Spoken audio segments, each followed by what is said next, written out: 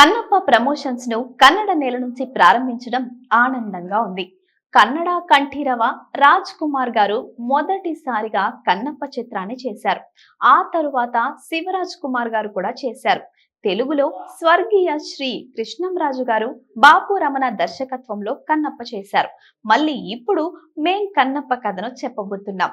ఈ తరానికి కన్నప్ప ఎవరు, ఆయన కథేంటి, ఆయన చేసిన గొప్ప కార్యాలేంటి అని క్లియర్ గా చూపించాలనే ఈ కన్నప్ప సినిమాను చేస్తున్నాం. ముఖేష్ కుమార్ సింగ్ బుల్లితెరపై ఓ లెజెండ్. మహాభారతం సీరియల్ ను అద్భుతంగా తెరకెక్కించారు. ఇండియా నుంచి టీమ్ ను న్యూజిలాండ్ కి తీసుకెళ్లాం. ఇతర దేశాల నుంచి కూడా టెక్నీషియన్లను తీసుకొచ్చాం.